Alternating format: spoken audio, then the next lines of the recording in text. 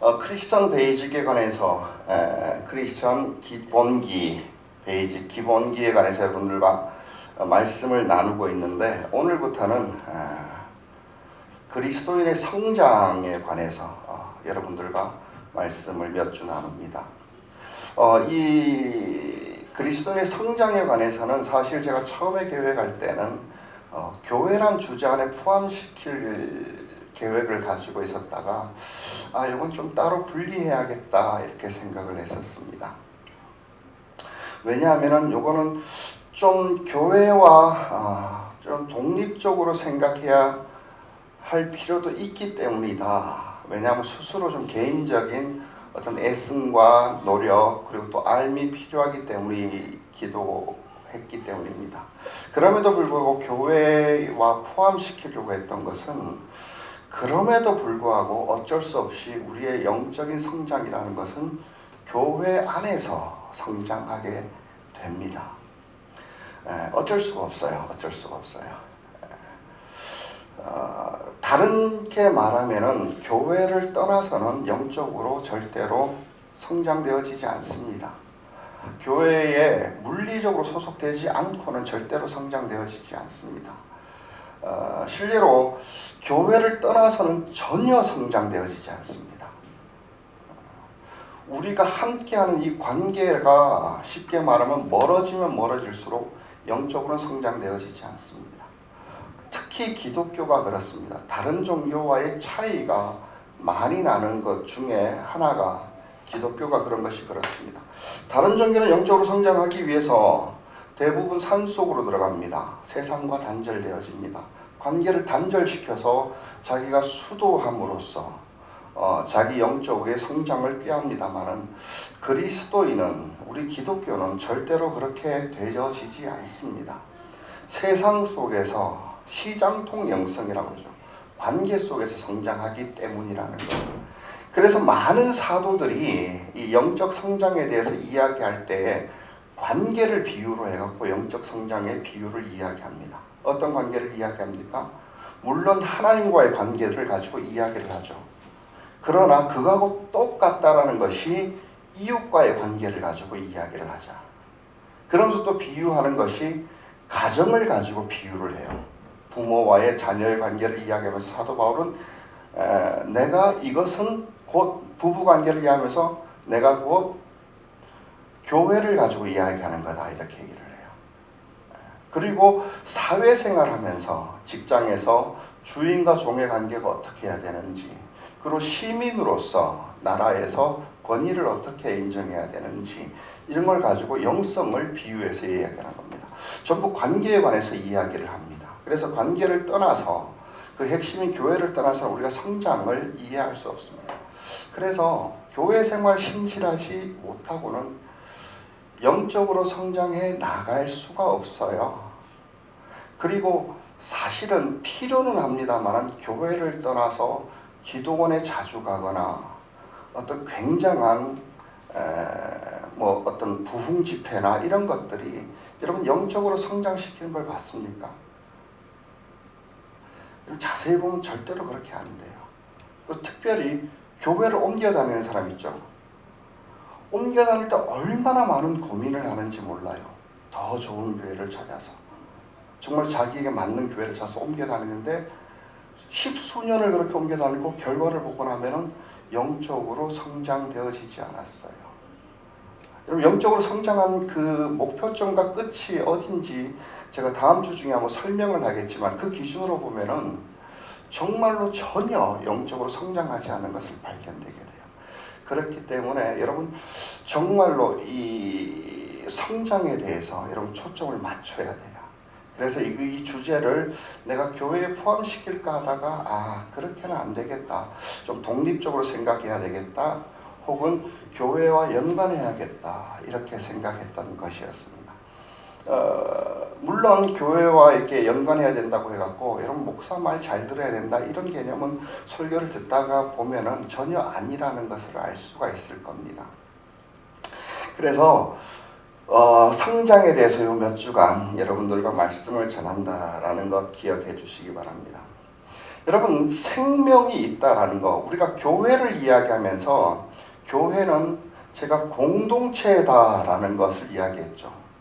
여럿이면서 독립적인 개체이면서 우리는 하나 된 공동체다라는 걸 얘기하면서 그것을 우리가 유기체라는 얘기했죠. 유기체 그러면은 무슨 말인지 잘 모르는 것 같아 아차 싶었는데 또 다르게 설명한다면 그게 생명체라는 얘기예요. 교회는 살아있는 그 공동체 자체가 하나의 생명체라는 얘기예요. 그럼 생명의 특징은 뭡니까? 움직이고 변화하는 것, 즉 자라나는 거예요. 성숙해 가는 게 특징이에요. 이것은 각 개인도 마찬가지예요. 자라나는 거예요. 사람이 태어나면 자라나죠. 근데 선택입니까? 아니에요. 반드시 자라나야 돼요. 몸만 자라나나요? 아니죠. 지적으로도 자라나야죠. 정서적으로도 자라나야죠. 그리고 여러분, 더욱 중요한 게 있어요. 영적으로도 태어나면 우리가 새 생명을 얻었다고 그러는데 반드시 자라나야 됩니다. 그런 이와 마찬가지로 사람이요, 육적으로든 지식적으로든 정서적으로든 자라나는 것처럼 그것이 자라지 않을 때, 자라는 것이 멈춰질 때라든지 태어나고 자라지 그 어느 것 하나라도 지적으로든 정서적으로든 육체적으로든 자라지 않을 때 이것이 문제가 작은 건가요? 큰 건가요? 작아요? 커요? 이만저만 작은 게 아니죠.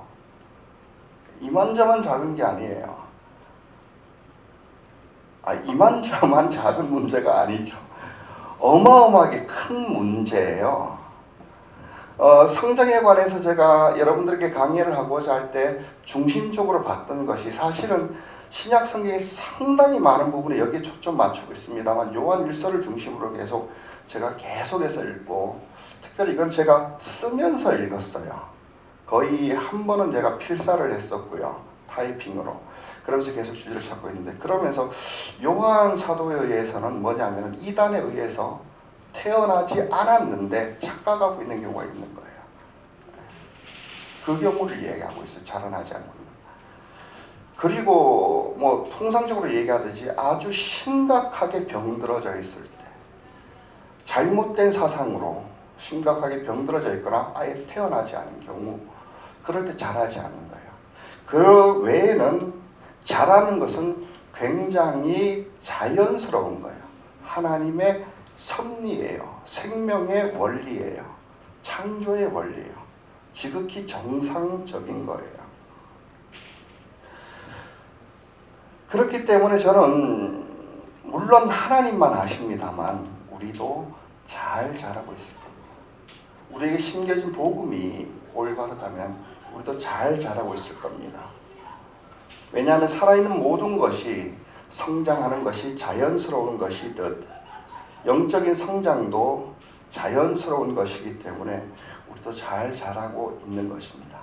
그러나 우리가 아이를 키워보면 알겠지만 한 집에서 자라나도 아이마다 성장의 속도와 시기와 모든 것이 좀 다르듯 개별마다 교회마다 모든 것이 조금은 차이가 있습니다. 문제될 것, 그런 것은 문제될 것이 저는 없다고 봅니다.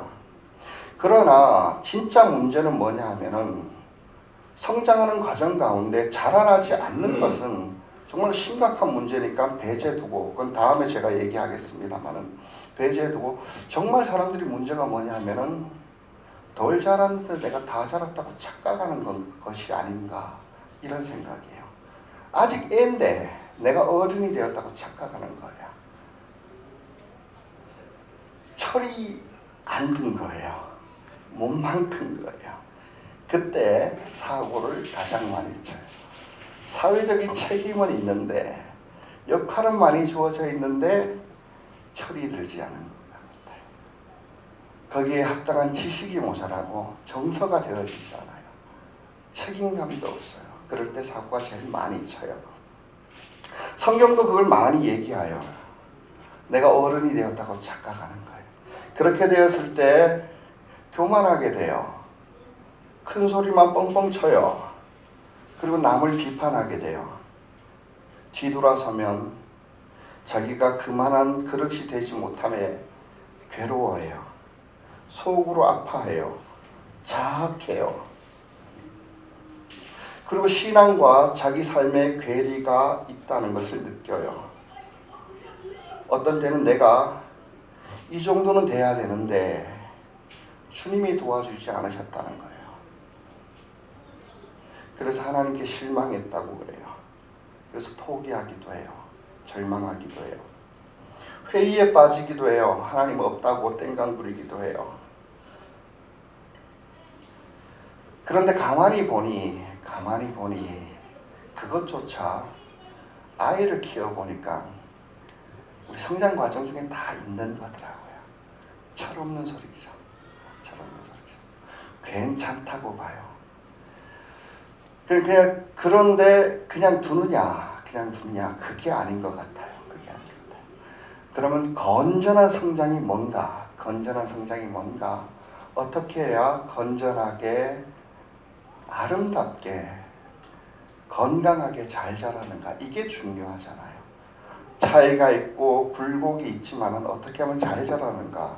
그거를 제가 오늘 여러분들과 나누고 싶어요. 근데 결론적으로 여러분들에게 이야기하고 싶은 건 뭐냐면은 건전하고 바르게 성장한다는 거, 영적으로 성장해 간다는 것은 한마디로 여러분 오늘 신실하는 거 아닙니까?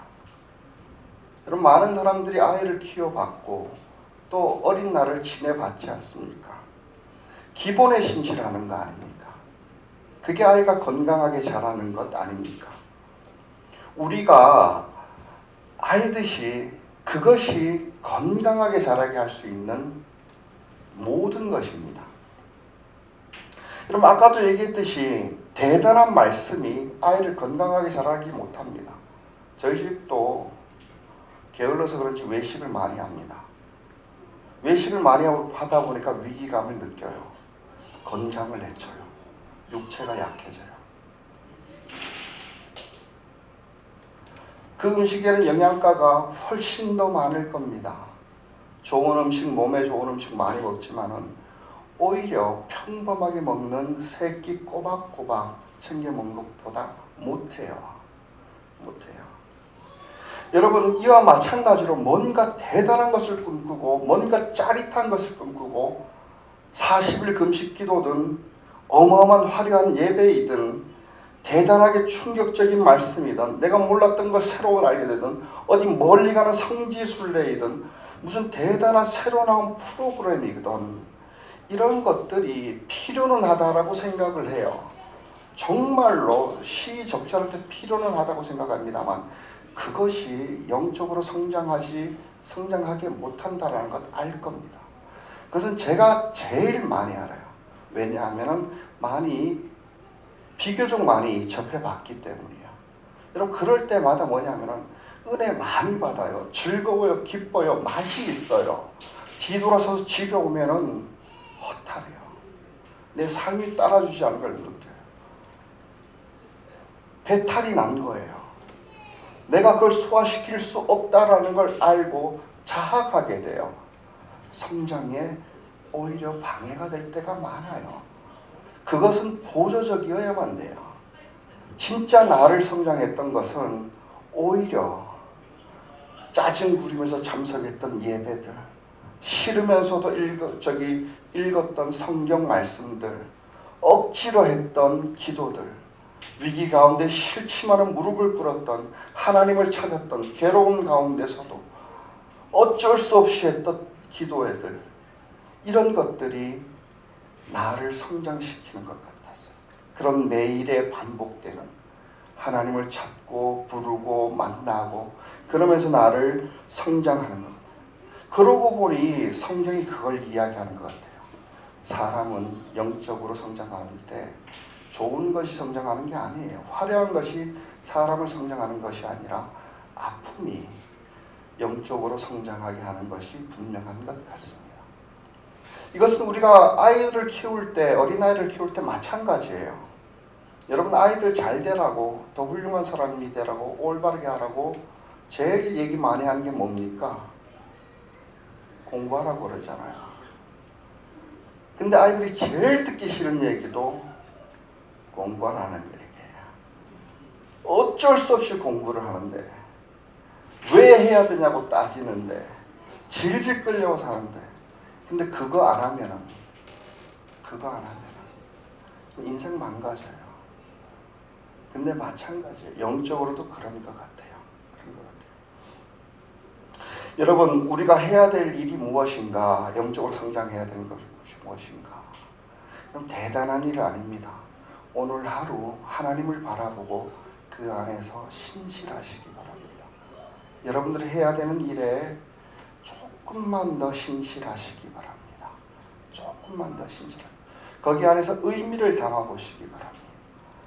여러분, 하나님이 하시던 여러분들에게 성장하기 위해서 성령께서 우리에게 요구하는 것들이 너무나도 우리가 아이들에게 했던 공부하라는 말처럼, 우리 사모가 아이들에게 매일 자기 전에 졸려서 껌뻑껌뻑한데도 이 닦고 자라는 것처럼 손발 씻어라, 착하게 살아라, 이런 밥 꼬박꼬박 먹어라. 여러분, 이것이 아이들을 건강하게 자라게 한다는 거예요. 성령 하나님도 마찬가지예요. 기도하거라, 성경 보거라, 무릎을 꿇어라, 하나님께 물어봐라, 착하게 살아라, 올바르게 진리 안에 걸어라, 빛 가운데 살아라. 여러분, 이것이에요. 여러분, 그것이 우리를 성장하게 하는 거예요. 그래서 여러분, 우리 성장에 대해서 생각할 때 단기적으로 보면 되지 않아요. 그리고 그거 보고 너 빨리 왜 성장하지 않았냐고 하면 안 돼요.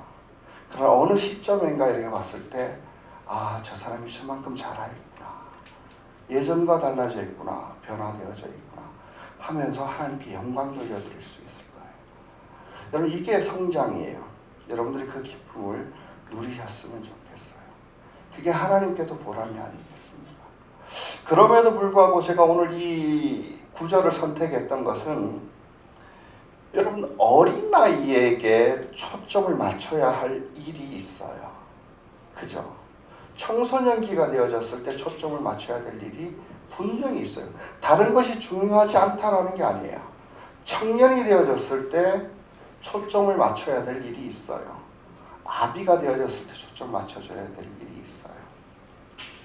그것을 특별히 요한 사도가 오늘 본문을 통해서 처음에는 자녀들아 부르면서, 그리고 아비들아라고, 어린이들아 이렇게 부르면서, 또 청년들아 부르면서, 아비들아 부르면서, 이것은 나이를 이야기하기도 합니다.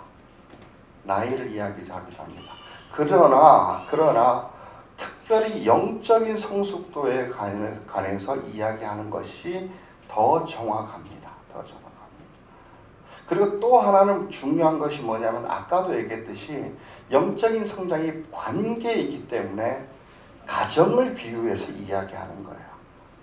쉽게 말하면 어린이들은 자녀라는 것 자체가 네가 이 관계 속에서, 부모와의 관계에서 어떻게 해야 되는지, 아비에 의해서 얘기해서 네가 뭐 얼마나 강하냐, 이게 아니에요. 이게 아니라 네가 교회 안에서 어른으로서 더 연약한 사람에게, 어린 사람에게 어떻게 해야 되는지, 그래서 서로 더 자라나는 걸 가지고 이야기한다는 걸 명심하고, 그래서 우리가 어느 때에는 누군가에게 아비 역할을 해야 되고, 어느 때에는 누군가로부터 어린이 역할을 해야 되고, 어느 때에는 어떤 특정한 일에 관해서는 내가 자녀 역할을, 청년 역할을 해야 된다는 거예요. 그것을 여러분 잘 살펴갖고, 내가 이런 부분에 초점을 맞춰야 되고, 이런 부분 영역에서는 이렇게 해야 되겠고, 이런 것을 잘 살펴서 내가 이때는 요거를 이렇게 초점 맞춰보면서 여러분 건강하게 자라나십시오. 건강하게. 왜냐하면 하나님은 여러분들을 구원하시고 여러분들을 향하여 꿈을 가지고 계시기 때문에 건강하게 자라고, 그것이 하나님께 보람이 되는 거예요.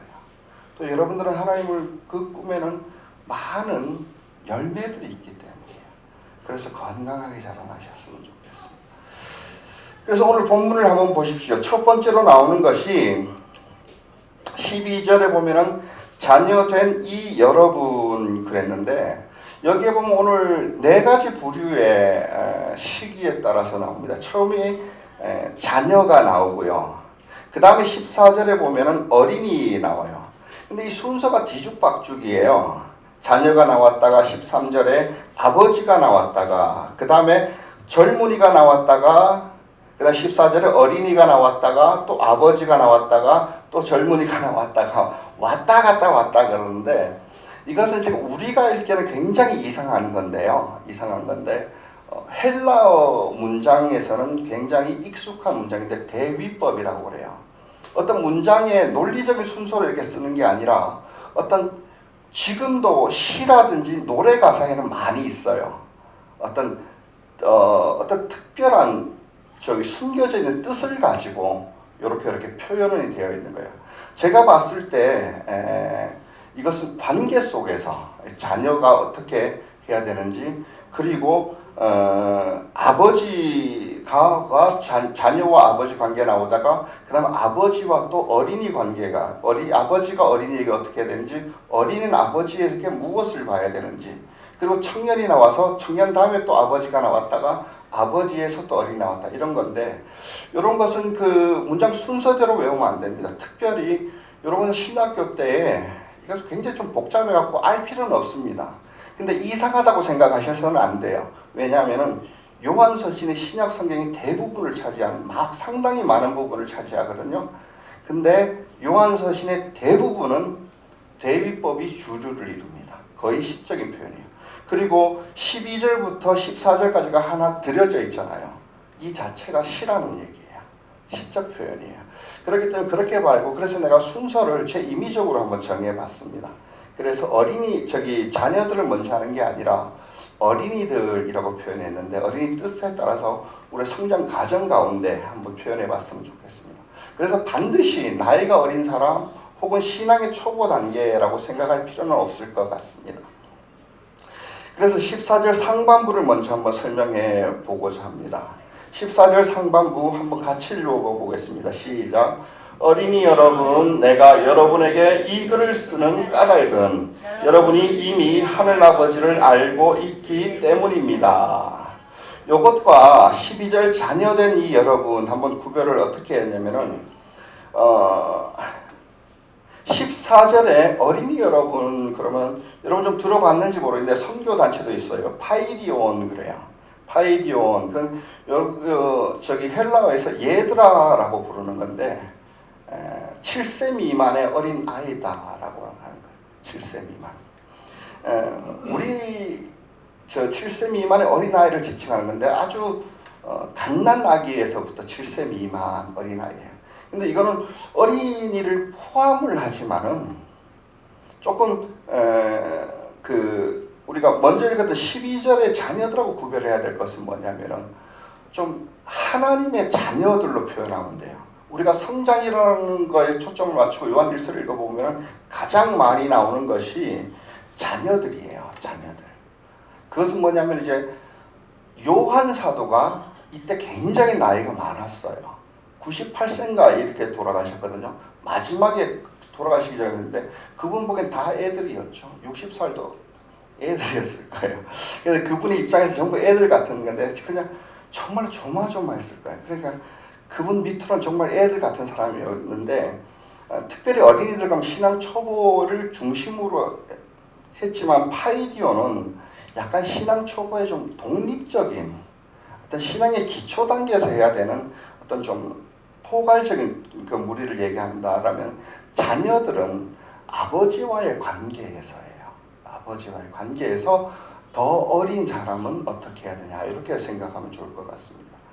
근데 요거를 생각할 때 여러분 저도 성경을 계속 보고요. 그리고 뭐 이게 가정에서 아빠로 이렇게 보지만은 정말로 성경이 탁월한 게 뭐냐면은 관계예요. 관계.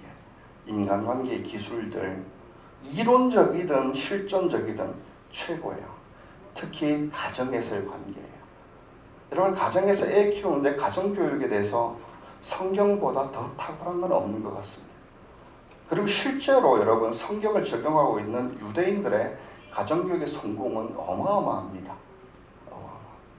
여러분 그래서 가정에서 좀 아비된 자로서 자녀에게 어떻게 하는지 여러분 이거 좀 적용을 해봤으면 좋겠어요. 그것이 정말로 보람이 되는 것 같다. 제가 지금 딸내미가 여기 앉아서 부담 많이 되는데 좀 그래봤으면 좋겠습니다.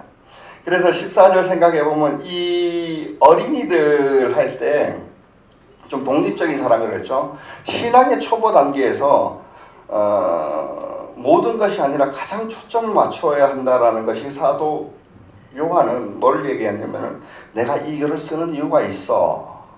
그게 뭐냐 하면은 여러분들이 이미 하늘 아버지를 알고 있기 때문이다. 이 말이 뭐냐 하면은 하늘 아버지를 알아라라는 거예요.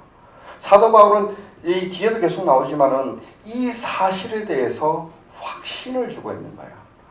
성경을 공부하라라는 게 아니에요. 하나님이 네 아버지야, 아버지야. 이것을 계속해서 확신을 심어준 거예요. 우리가 아이가 태어났을 때 내가 아빠야 그러잖아요. 아무 얘기도 못하는데 얼굴 뒤밀고 아빠 해봐, 엄마 해봐. 그리고 비슷하게 발음하면 좋다고 막 박수치고 난리잖아요. 얘는 밥 달라고 그랬는데 엄마 했다고 박수치고 그러잖아요. 내가 엄마야, 내가 엄마야, 내가 아빠야.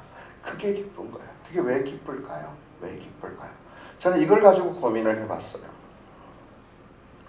여러분 그걸 아셔야 돼요. 자녀들은요, 아빠가 누구냐에 따라 거의 대부분이 결정이 됩니다. 그의 모든 환경과 그의 모든 삶과 그의 모든 미래는 이미 누구에게 태어났느냐에 의해서 결정되어집니다.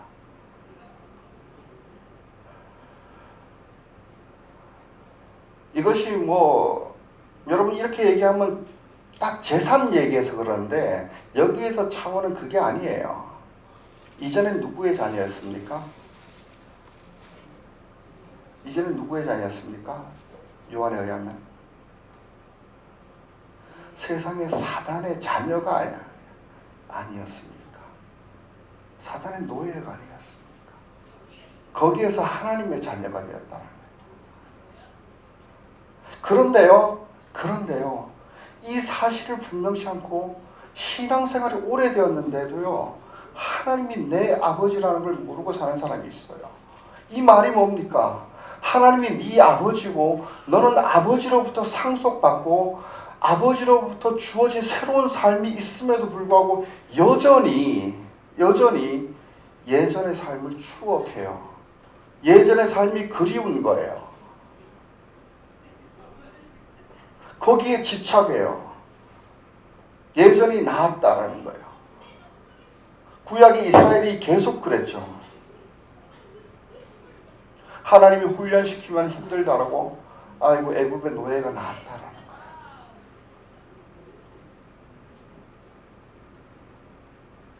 하나님이 자유를 주면은 아이고 노예가 나았다라는 거예요.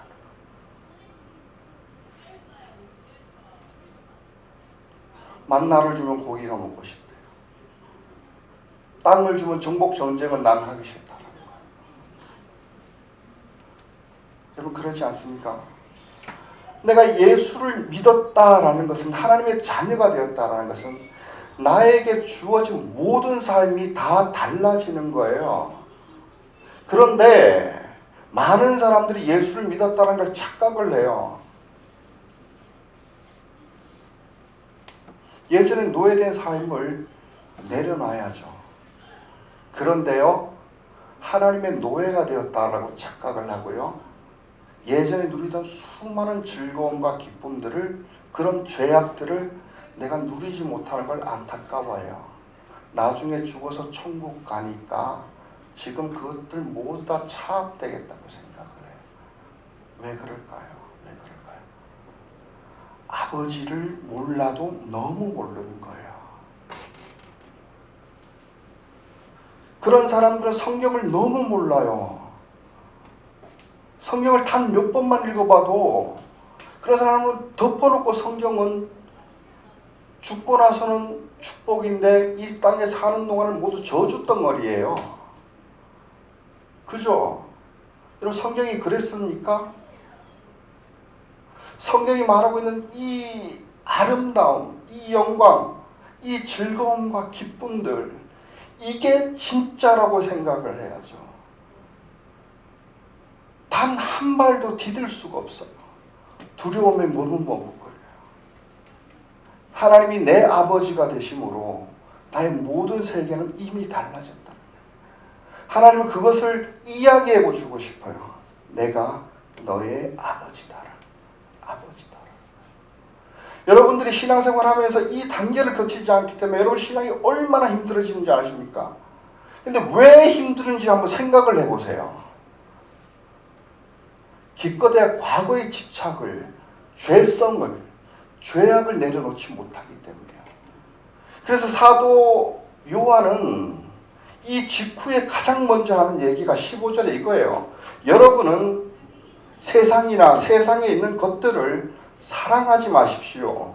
누가 세상을 사랑하면 그 사람 속에는 하늘 아버지에 대한 사랑이 없습니다. 교회 가면 잃어버린 게 많대요. 하고 싶은데 못하는 게 많대요. 당연하죠. 당연하죠.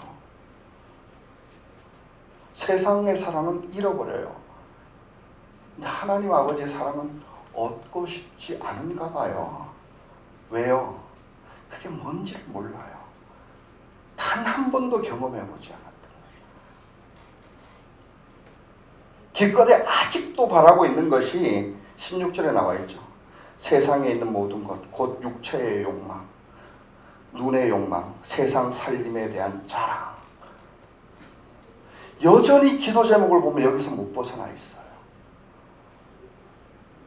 아직도 쾌락하고 하늘에서 오는 기쁨을 구별을 못해요. 자랑하고 영광이 구별이 안 되는 거예요.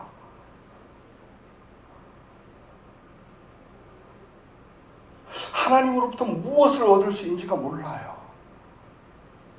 우리는 태어난 것 자체가 하나님이 내게 주고 싶고 나를 어떻게 기르고 싶은지 내 생명을 보면서 계획하고 소원하고 섭리하고 계셔요.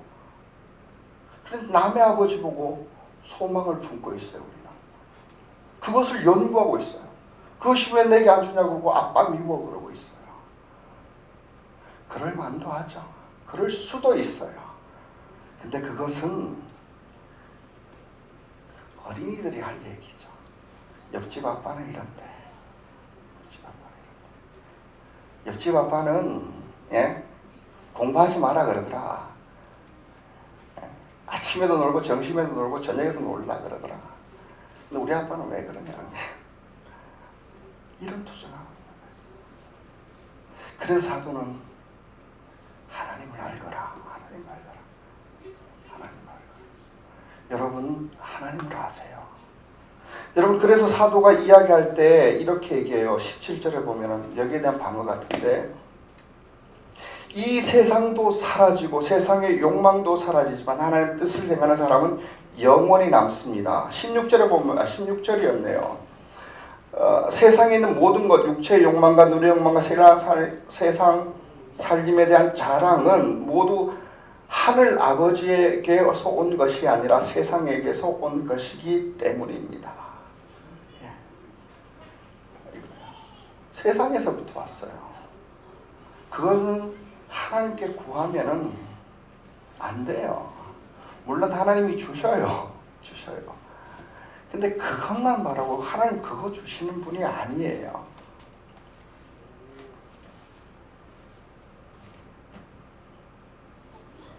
여러분 이걸 기억하셔야 됩니다. 신앙을 처음 시작할 때마다. 여러분 그래서 우리는 말씀을 봐야 돼요. 성경을 봐야 돼요. 여러분 이것이 여기에서 보화가 있어야 돼요. 여러분 성경 읽기 싫은 것이 아니라 여기서 내가 얻을 수 있는 귀한 보물이 무엇인지 찾아내야 돼요.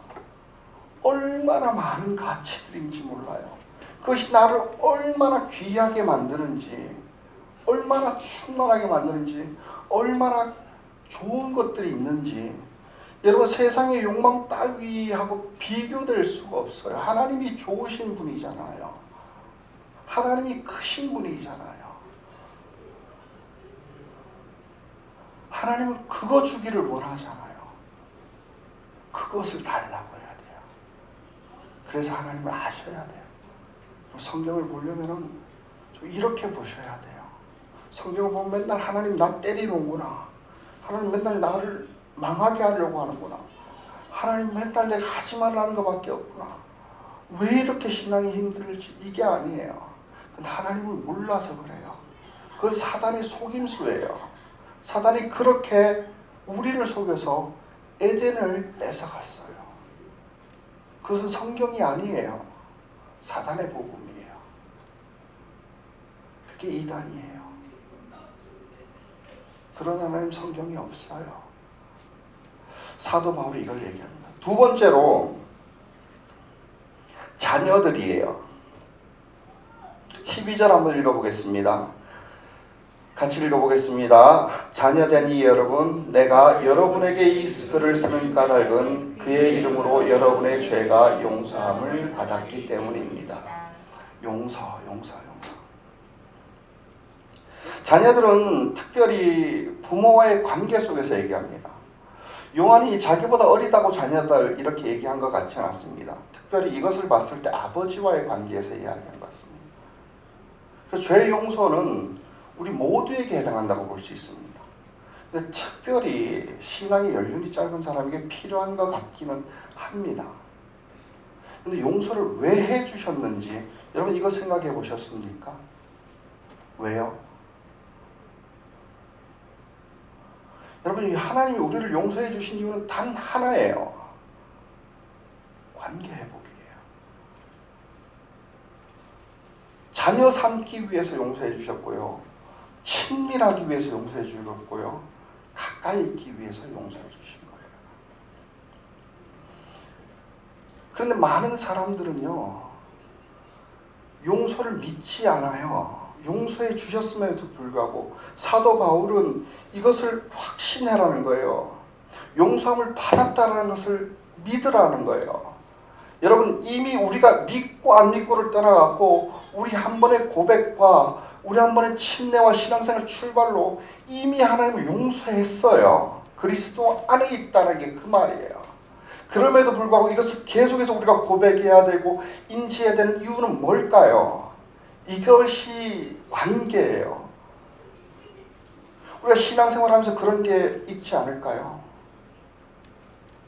하나님이 나를 용서하지 않을 것 같아. 그럴 때 어떻게 돼요? 하나님이 어려워져요. 멀어져요. 성경 펼치기조차 두려워요. 교회 근처만 가도 십자가만 바라봐도 두려워요. 예배가 지옥 같아져요. 죄 때문이에요. 저분이 나를 용서하는 것 같지 않아. 용서하는 것 같지 않아. 특별히 예수 믿고 얼마 되지 않아서는 그래요. 근데 그게 반복되다 보면 아버지시구나. 이게 사랑이구나. 죄를 쉽게 생각하라는 게 아니에요. 적어도 하나님의 사랑은 죄보다 크다라는 거예요. 하나님은 용서하신 이유가 우리를 받아주기 위해서요. 매우 큰 거예요. 자녀 교육할 때 저는 이 사실을 깨달았습니다. 이미 오래전에 깨달았지만은 늘 적용하는 건 힘든 것 같아요. 그러나 과거에 이것 때문에 얼마나 많은 후회가 있는지 몰라요. 저라고 왜 자녀를 잘 키우고 싶지 않았겠습니까? 그런데요, 잘 키우고 싶어서 옳은 것을 계속 이야기하면 어떻게 될까요? 그것 때문에 계속 꾸중을 하고 매를 들면 어떻게 될까요? 끝내는 아이를 포기해요. 저는 어쩔 수 없구나. 실망해요. 미워져요. 그런데 어느 순간인가 하나님의 사랑을 알고 나서 이렇게 하겠다고 하죠. 용납이 되어져요. 원래 그렇지. 내 옆에 있어라. 그러나 내 옆에 있어라. 훈련할 때 이렇게 했어요. 무슨 일이 당하더라도 아빠는 옆에 있을게. 길을 못 찾거든 아빠 찾아라. 어려운 일 당하거든 내가 있을게.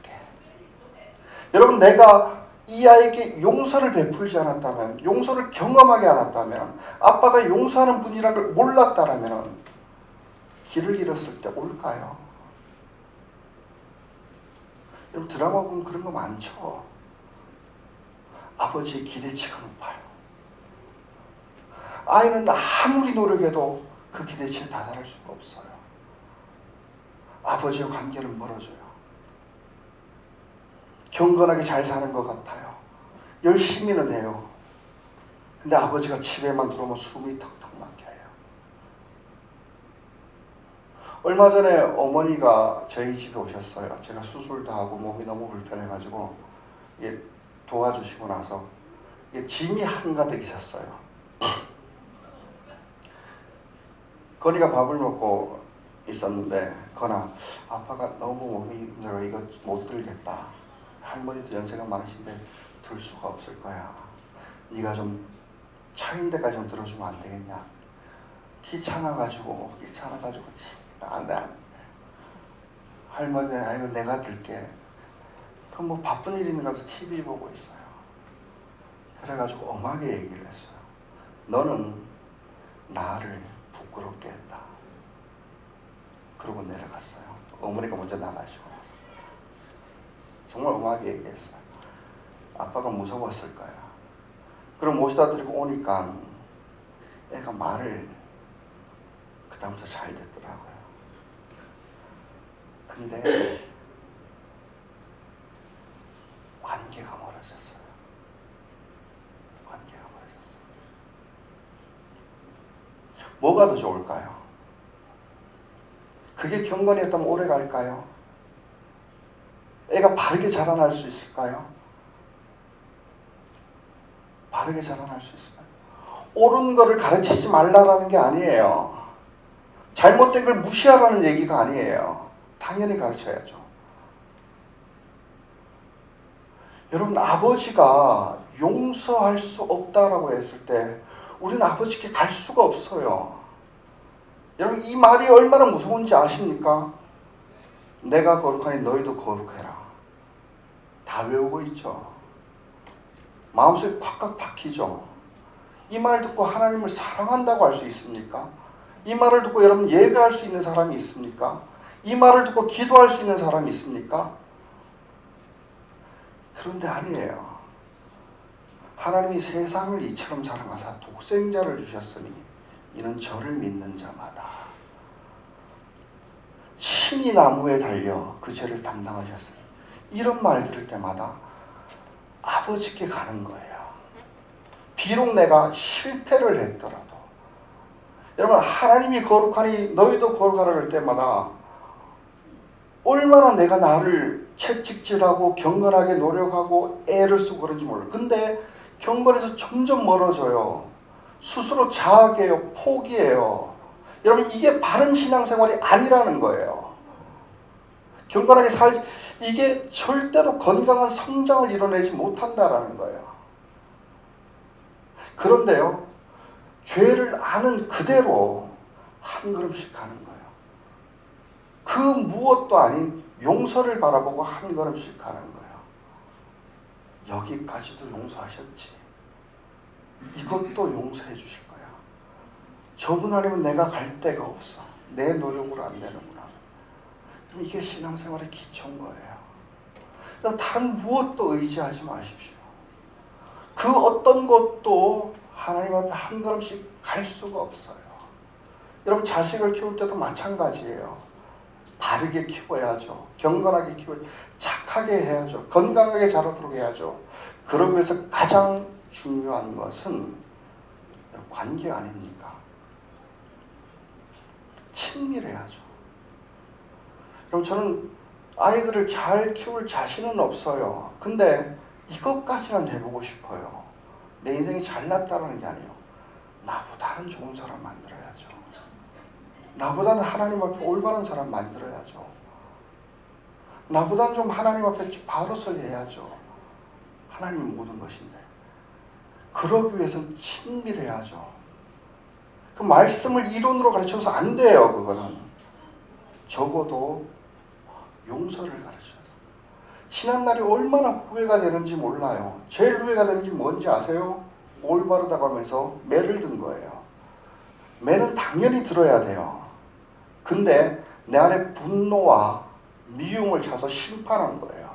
용서가 아니라 용납을 먼저 가르쳐야 돼요. 그때 끊임없이 가정 목장을 할 때 제일 중요하게 얘기한 게 그거였어요. 무조건 하고 용서해라. 이 자리에 와서 무슨 얘기를 하든지 이 자리에서는 내가 용서하겠다라고 했어요. 그게 중요해요. 그게 중요해요. 그게 관계를 회복하는 거예요. 제가 어머니에 돌아왔을 때 얘가 말을 잘 들을 때 건이를 앉혀놓고 진지하게 얘기를 했어요. 건아, 네가 스스로 경건하게 될 때는, 착하게 될 때는 아버지를 떠날 때야. 너 스스로 네가 실수하지 않는다면은 아빠를 곁을 떠나서 네가 아빠가 될 때야. 지금은 실수해도 되고 잘못해도 되고 대신에 아빠한테 용서받아야 돼. 솔직히 얘기하자. 그리고 아빠도 옳은 길에 대해서는 얘기할 기회를 줘라. 괜찮아. 저는 이걸 꼭 얘기를 하고 싶어요. 저는요, 좀 부끄럽지만은 많은 사람들이 그러지 않나 싶은데 아버지에게 또 죄송하지만 어머니에게 사랑한다는 얘기를 해본 적이 없는 것 같아요.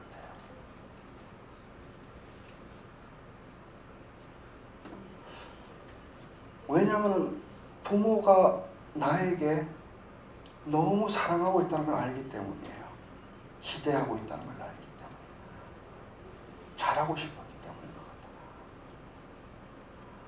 같아요. 용서하고 있다는 걸 몰랐어요.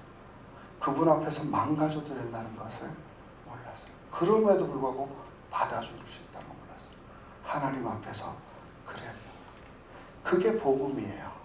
여러분, 그게 알아야 돼요. 그게 신앙의 출발이에요. 저는 자랑스러운 게 있어요. 가끔 은혜가 멀리 있기 때문에 전화를 해요. 정말로 전화만 오면 괴로워요. 뭔 얘기할지 모르겠어요. 저 녀석이 뭔 생각을 하는지, 속에 뭐가 있는지, 무슨 조언을 줘야 될지 모르겠어요.